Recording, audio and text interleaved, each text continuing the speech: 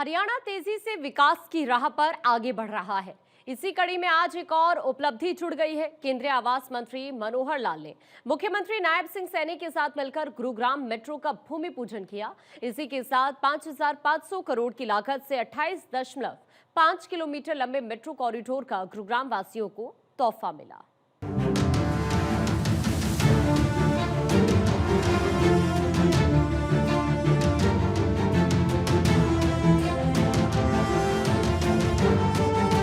हरियाणा सरकार की कोशिशों का नतीजा है कि आज हरियाणा विकास की राह पर तेजी से आगे बढ़ रहा है। इसी कड़ी में गुरुग्राम मेट्रो रेल लिमिटेड के तत्वाधान में आज गुरुग्राम मेट्रो भूमि पूजन कार्यक्रम का आयोजन किया गया। कार्यक्रम में केंद्रीय विद्युत और आवास एवं शहरी कार्य मंत्री मनोहर लाल ने बतौर मुख्य अतिथि शिरकत की। कार्यक्रम की अध्यक्षता हरियाणा के मुख्यमंत्री नायब सिंह सैनी ने की। केंद्रीय मंत्री और मुख्यमंत्री ने मेट्रो सेवा का भूमि पूजन करते हुए निर्माण कार्य का शुभारंभ किया।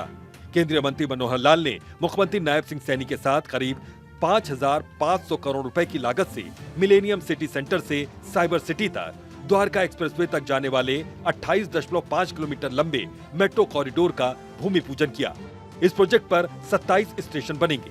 यह मेट्रो सेवा नए और पुराने गुरुग्राम को जोड़ेगी। समारोह को संबोधित करते हुए केंद्रीय विद्युत तथा आवास एवं शहरी कार्य मंत्री मनोहर लाल ने कहा कि देश में प्रधानमंत्री नरेंद्र मोदी के नेतृत्व में मेट्रो सेवा का तेजी से विस्तार हो रहा है।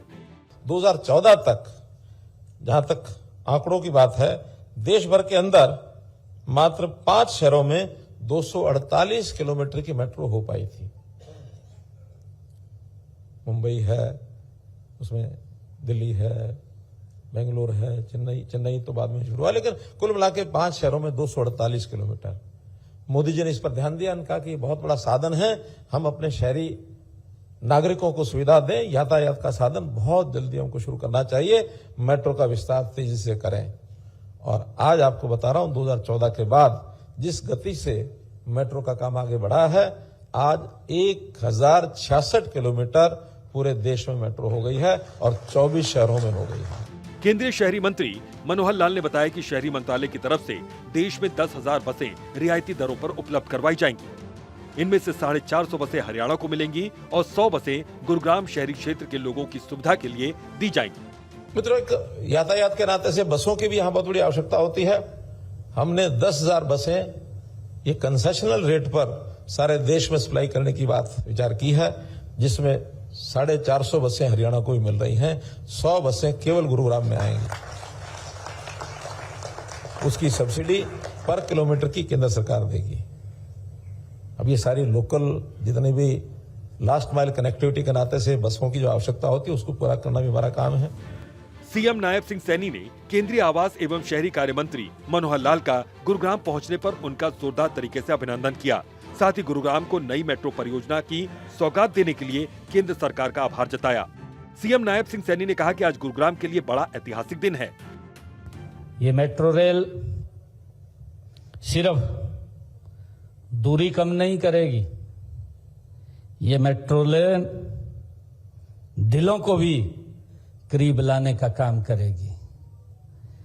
मुझे खुशी है कि जो लोग रोजाना घंटों जाम में फंसे रहते थे और उनका समय वो गंवाते रहते थे, अब उस समय को वो अपने परिवार के साथ व्यतीत कर पाएंगे। आज वो समय उनका बचेगा और जो पोल्यूशन है, उस पोल्यूशन से भी एक बड़ी राहत वो मिलेगी। मुख्यमंत्री नायब सिंह सैनी ने कहा कि गुरुग्राम भारत की आर्थिक शक्ति का महत्वपूर्ण केंद्र है। ये आईटी, बीपीओ, स्टार्टअप्स और ऑटोमोबाइल इंडस्ट्री का घर है। उन्होंने कहा कि आज गुरुग्राम 250 से अधिक फॉर्च्यून 500 कंपनियों का घर बन चुका है। जो गुरुग्राम जो कभी एक छोटा सा कस्बा होता था, आज भारत का ये आईटी और औद्योगिक रूप में उभर करके ये दुनिया के मानचित्र के ऊपर आया है। मुख्यमंत्री ने कहा कि प्रधानमंत्री नरेंद्र मोदी के नेतृत्व में हम तेजी से आगे बढ़ रहे हैं। जो कहा है वो करेंगे। हमारी नीति, नीयत और नेतृत्व स्पष्ट है। मोदी जी के नेतृत्व में देश ने एक निर्णायक और पारदर्शी सरकार का अनुभव किया है। उन्होंने भरोसा दिलवाया कि हरियाणा सरकार गुरुग्राम के विकास में कोई कोर कसर नहीं छोड़ेगी। हमारे देश के यशस्वी प्रधानमंत्री आदरणीय नरेंद्र मोदी जी और प्रदेश में जो आप लोगों की सरकार ये चुनी गई है, ये ट्रिपल इंजन की सरकार चुनी गई है, ये उसकी ताकत का कमाल है कि हरियाणा प्रदेश और देश कितनी गति से बदल रहा है।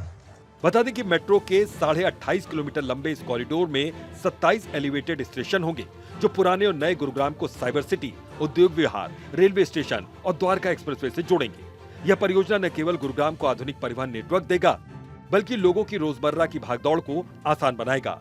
चंडीगढ़ से डॉक्टर थानेश्वर शर्मा की रिपोर्ट।